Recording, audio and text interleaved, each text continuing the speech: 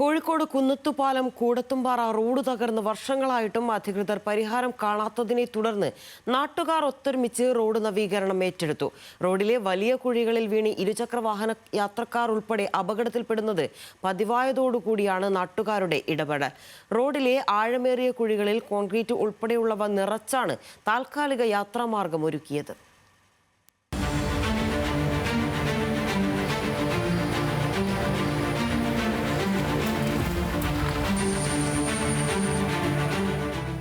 വർഷം മുന്നെയാണ് കുന്നത്തുപാലം കുടത്തുംപാറ റോഡിന്റെ നവീകരണം നടന്നത്. ദേശീയപാത വരികയും കുടത്തുംപാറയിൽ ടോൾ പ്ലാസ തുടങ്ങുകയും ചെയ്തതോടെ മിക്ക വാഹനങ്ങളും 2.5 കിലോമീറ്റർ ദൂരമുള്ള ഈ റോഡ് വഴിയാണ് ഇപ്പോൾ സഞ്ചരിക്കുന്നത്. വാഹനത്തിരക്ക് വർദ്ധിച്ചതോടെ റോഡിന്റെ എല്ലാ ഭാഗവും പൊട്ടിപ്പൊളിഞ്ഞ് ആഴത്തിലുള്ള കുഴികൾ രൂപപ്പെട്ട നിലയിലാണ്. ഞങ്ങളിവിടെ ഇപ്പം കോടി വേസ്റ്റ് അടിച്ച് കുഴി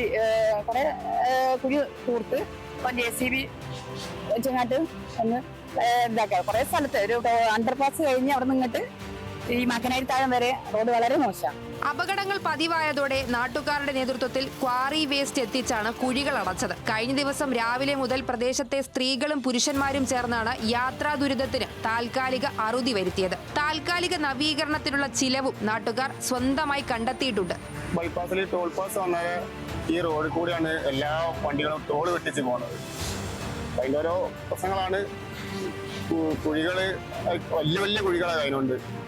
പ്രദേശവാസികൾക്ക് വരെ ചിലപ്പോൾ ഒരു വണ്ടിയായിട്ട് നടന്നു വരെ പോകാൻ കഴിയാത്തൊരു സിറ്റുവേഷനാണ് ഇപ്പോൾ ഇവിടെ.